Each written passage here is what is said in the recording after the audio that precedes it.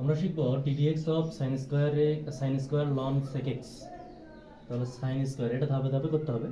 তাহলে সর্বপ্রথম আগে স্কোয়ারের পাওয়ারের কাজ করতে হবে, তারপরে ত্রিকোণমিতিক অনুপাত যেহেতু সাইন আছে সাইনের পাওয়ার সাইনের কাজ করতে হবে, তারপর সাইনের ভিতরে আছে লনের কাজ, তারপরে হবে সেকের কাজ। তাহলে এখানে আগে স্কোয়ারের কাজ করলে টুটা সামনে আসবে, আর স্কোয়ার থেকে এক কমে যাবে, পাওয়ার এক কমলে সাইনই হয়।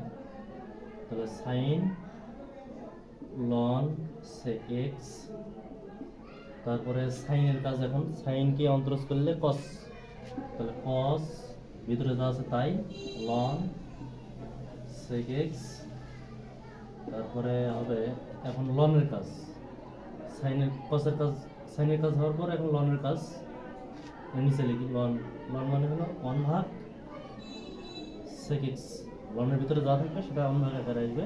আবার সেক এক্স এর অন্তরজ হলো সেক এক্স ট্যান এক্স।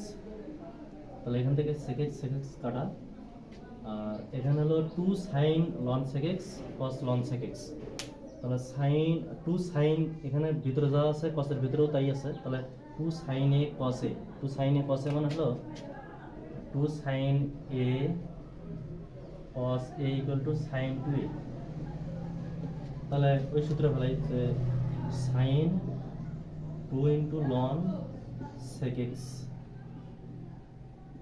আর ট্যানটা এইভাবে থাকবে, ট্যান এক্স। তাহলে এখানে এভাবে রাখলেও যথেষ্ট, এটাই অ্যান্সার, এটাও করা যায়।